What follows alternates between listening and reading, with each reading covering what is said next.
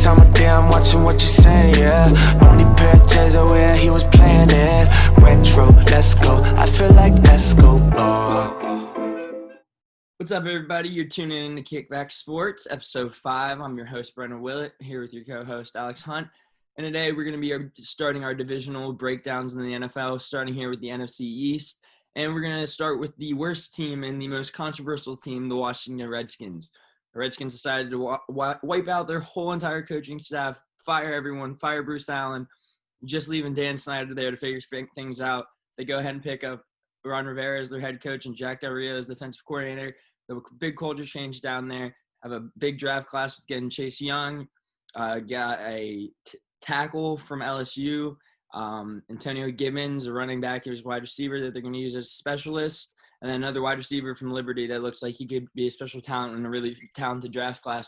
So it looks like the culture change down there could be a big difference. I think Dwayne Haskins finally has a coach that will have his back. And I can see them going in the right direction this year. Nothing special. 4 to 7 wins, but they're going to be going in the right direction for sure. Yeah, I hear that right. You said seven wins. All the way up to the 7. They could click all the way to 4 to 7 wins. I mean, I agree. They did address a lot of needs in the draft. I mean, Chase Young's a freaking monster. He's definitely going to be a franchise player for them. It's going to help them out a lot. But other than that, I mean, the guys that I thought they drafted, they're project guys. I mean, they're guys with a lot of raw talent, but none of them are really ready just to hop into a starting role yet. And then another thing that I think that they did poorly of this offseason was filling other positions in need. I mean, the wide receiver position especially. Terry McLaurin he's turning into a beast, but other than that, there's a huge question mark there. I don't even know who their number 2 is. Kelvin Harmon? Trey Quinn, I guess, if you want to say that's their number 2, but that's not even number 2. That's just someone they throw in the slot and hope for the best. I mean, in offensive line they got Sheriff, Sadiq Charles in the 4th round. I mean, he played well for LSU the last couple of years, but I mean, yeah, they addressed that line and the tight end position. I mean, they picked up Thaddeus Moss after the draft and signed him. They got Logan Thomas, a tight end. Huge value in Thaddeus there, in my opinion. I think so too. I think 0 drops. If he didn't have foot surgery, he would have been drafted 4th, 5th round easily. And then we just get an undrafted beast, hopefully. So, and I mean, he's nothing special run blocking, but I would love to see him do something out there. And then what do you think about the secondary? How do you feel about their secondary? Secondary is still questionable. I wish we addressed that a little bit more too. Landon Collins, and I mean, we signed that guy from the Eagles who's gonna on a 1-year deal. His name's escaping me. Ronald Darby. Yeah. So hopefully him and Landon Collins can figure something out, and then it's a good thing that Dunbar's not on our team anymore because Dunbar's got a lot more issues to worry about than football right now. He's really worrying about football too much. Yeah, I wouldn't be either. So, but I think the Redskins. It's not going to be a good year, but it's definitely it's the first time in my life that I have actually been almost proud to be a Redskins fan and think that something could be happening right. And Dan Snyder is not a complete idiot. Yeah, no, I definitely agree. They're in the right direction. Like, I mean, drafting Chase Young, that was the best move that they could have made. I mean, he's a generational player, but I think they definitely have a lot more work to do. Haskins, I'm not sold on him. I mean, as of going into this season, before anyone's thrown a pass, I'd probably rank him 29th, 30th, 31st. Honestly, I agree. And there's in my quarterback. I mean, I'm excited to see what Rivera does with them. I mean, I like Rivera. He made Cam, went to a Super Bowl in 2015. He's a good coach. But the other thing about Haskins is Gruden didn't even want him as a quarterback. So it's hard to have a quarterback that's supposed to be your franchise quarterback when your head coach doesn't even want you to be the quarterback. So exactly. And another thing is he didn't really get that. I mean, when did he start starting? Like week 5, week 6? I think so, but yeah. Something like that. But I mean, I think with the delayed offseason program, the same thing might happen to him again. You know, I think Rivera is going to say, look, I mean, you're the guy in Washington, but we haven't really had time to go over the playbook. Kyle Allen knows it like the back of his hand right now. I mean, he was Rivera's quarterback last year.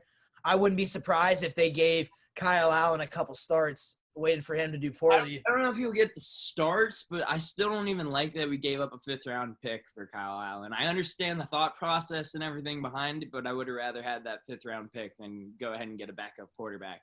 I agree. You could. I mean, a lot of the Redskins fans that I know like to rip on Case, but I mean, you get the same thing out of Case you're going to get from Kyle Allen. Exactly. It was a replacement for cheaper, I guess. So but they did get that pick back with the Dunbar trade. So it was Dunbar for Kyle Allen if you really look at it. Which is a terrible trade. Yeah. But it looks like it would work in their favor with his legal issues right now. Yeah, it looks like man, these NFL coaches know something I don't, man, because every time I think they do something stupid, Dunbar decides to pull a gun on someone apparently. So my record for the Redskins next year, I have them winning no more than 4 games, and I think they will definitely get a top 5 pick, and they could if Dwayne Haskins plays the way that he played this year, then I think that they will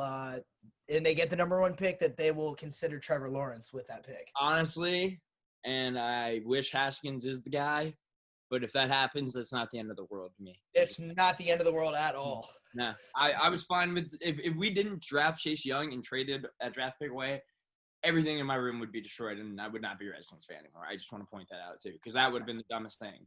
And I've witnessed some dumb things. I've witnessed signing Albert Haynesworth for $1 gazillion to be terrible. And Big Alb. Big Alb. Yeah. Well, now that moves us over to the New York Giants and a Daniel Jones who has an overprotection with a Saquon Barkley massive-thighed man. I have that team with a decent, around the same, probably 4 wins, but I like them trying to address the line problems that they have, but I just don't think Andrew Thomas with the 4th pick at the draft was a good idea. I mean, well, just them taking an offensive lineman, like at this point, like, I mean, yeah, in my opinion, I would have gone with Wirfs or Wills over Thomas, but with the line they've had for the last couple of years, I think Thomas will definitely be a big improvement. I mean, you don't have to worry about off-field issues. He's super smart. Was the best run blocker in that draft class, which when you have a running back like Saquon Barkley, I think that's going to be like crucial to helping him, be more the focal point, or even though he is the focal point of that offense, but just making him really just run wild. Other than that, I mean, I think they made huge, or not really huge, but good defensive moves. They signed they got 2 linebackers. I think one of them was the dude Blake Martinez from Green Bay, who's led the league in tackles a couple times. They also or he's been up there. They picked up Xavier McKinney too, and that was a good. That was a huge value pick in the 2nd round. I mean, I thought the Cowboys were going to take him in the 1st round, and then CeeDee Lamb falls in your lap, but yes. And he fell to the Giants, but yeah, I mean, yeah, they signed James Bradbury too. Janoris Jenkins was their best corner last year until they got rid of him, and he was atrocious.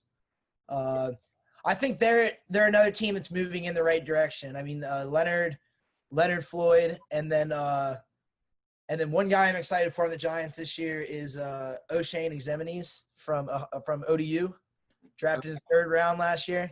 It's a little VB biased, but 7.57 product. I think he'll compete for a starting job this year, and I think he's one of those guys that's flying under the radar that could be a beast. Yeah, no, I mean, I agree. Their draft class was pretty good too. They addressed 2 secondary issues. They got a cornerback from UCLA, and then the rest is basically offensive line. So they're really just trying to make sure Daniel Jones can hold on to a football and Saquon can run freely. So that the NFC East was garbage last year, but man, no man, in the next couple of years, that could just turn out. Everyone's on the rise. Yeah, everyone's on the rise. I mean, like and back to the line on the Giants. I mean, I forgot Will Hernandez, who they drafted last year. He's starting to come into his own too. The right side of their line is starting to their right guard, right tackle. I mean, with that little Thomas Hernandez combo, I mean, that could be that could be huge for them in like the development of Daniel Jones, as well as, keeping Saquon happy. Yeah, and honestly, I hate to say it, Daniel Jones does look like he could be something special too if he can fix fumbling problems. I don't even know a quarterback who's had fumbling problems, and he also had the highest percentage of intercept. He didn't throw the most interceptions, but he had the highest percentage of interceptable balls last year. Yeah, so, I mean, little inaccuracy problems, but I mean. Yeah, I mean, he had a couple games last year where he was throwing for 300-some yards, 4 touchdowns. Like, he definitely showed flashes that, he could be the guy in New York.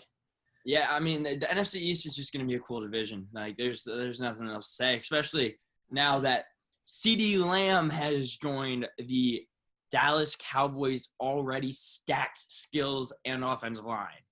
So that looks like I'm calling the Eagles and the Cowboys that's going to be a battle to the end. But I see the Cowboys at that probably 10 to even 12 win mark if they can figure it all out and actually establish a steam. Mike McCarthy, I think, was a good hire. I think he did some big things with Aaron Rodgers. I think he's not going to turn Dak Prescott into Aaron Rodgers, but I think he took Jordy Nelson and Aaron Rodgers and made that a thing. So imagine what he can do with Zeke, Dak, Amari Cooper, CeeDee Lamb. Like, you have everything you need in Dallas right now. So they need to win now, though, if they're going to win, because they don't have the money to pay these guys in the future. Oh, yeah, no, they're I mean, drafting CeeDee Lamb just shows they're in win now mode. I mean, they needed a cornerback, which they ended up getting a steal in Trayvon Diggs in the second round. Dude, he's going to be a stud.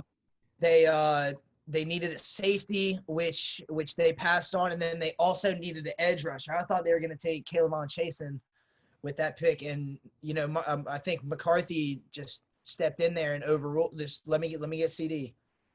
So yeah, I think they're definitely in win now mode. Yeah, they're wide receivers, in my opinion. I mean, CeeDee hasn't played a snap yet, but after this season, I mean, I think that they'll be up there with the Buccaneers with the best wide receiver corps in the league. I mean, you got Amari Cooper last year, 1,400 yards. Michael Gallup, 1,100. I think CeeDee Lamb can easily get to that 1,000 mark. Oh, definitely. With team shadowing Amari Cooper. And another thing that I expect is Zeke. I expect Zeke to have a really big bounce back year. Who's the Cowboys' backup running back? Tony Pollard. Okay. Tony Pollard. He was good. They drafted him last year from Memphis. Okay, so yeah, that's just another skill position. I mean, Zeke doesn't even have to get all the carries then. So that just literally stacks them everywhere. They're gonna have one of the most explosive offenses in the league. And what, didn't Sean Lee say he's coming back another year too? That led me to, I wanted to talk about the defense next. They made a lot of low key defensive moves this year. I mean, they brought back Sean Lee. So they're having they got Sean Lee, Jalen Smith, Leighton Vander Esch, deadly linebacker combo right there. LVE is a savage. Boise. They brought in HaHa Clinton Dix for $4 million. That was a good deal. Most interceptions since 2016. They got him for $4 million. Wait, that was from the Bears, right? From the Bears, yeah. I mean, he was quiet last year, but I think he was good quiet. He wasn't really getting burned, wasn't making a lot of mistakes. He should definitely start into roll. And then the guy that I'm most excited for this year that I think is really going to help them is Aldon Smith. Aldon Smith. The name that we haven't heard in a long time. Will he get reinstated or something? It's been reinstated. It's been reinstated for about 2 months now. Of course, the Cowboys are just the ones who decide, let's go. Let's ride with it. He's like 275, 285 right now. Says he's faster than he's ever been, stronger than he's ever been. If he comes back even 75% to what he was back in like 2013, which is a long time. It's a long time. I'm not saying he's going to come in there and be a beast. I mean, that was 7 years ago. I mean, it's hard. He's probably going to be a beast. It's a huge low risk, high reward signing, and I think that definitely that Mike McCarthy has gotten this team ready to compete with not only the NFC East but to compete with everyone else in the NFC. Yeah. Oh, definitely. And it's always been a matter of getting out of the NFC East too. So it's just exactly. Exactly. And we don't have to worry about those bullshit little late game decisions by Jason Garrett, like none of his little antics. Like yeah, I think everyone needed a fresh start besides the Eagles. Obviously, they got a ring like what, that was 3 years ago now with Nick Foles, 2 years ago. But regardless, every NFC East team is looking promising, and it makes me a lot more interested in watching football. I mean, I was going to watch, but it just. 100%. But yeah, so I think the Cowboys will win. I'm saying 11 games. All right, so does that mean they win the division? I 100% think that they win the division this year. Yes. I think there's no question about it. Yeah, I just think if the Eagles can stay healthy and they actually, that they try to figure out their wide receiver problems and everything else, it's just there's that Eagles team is just that. Well, they're good, man. They are good. I mean, when Carson Wentz is healthy, he's a really good quarterback, but he's never healthy. He needs to stay healthy, and all their wide receivers need to stay healthy. That's never healthy, exactly. But with the wide receivers, they have. I think their starting lineup's going to look like. I don't know what they're going to do with Alshon Jeffrey.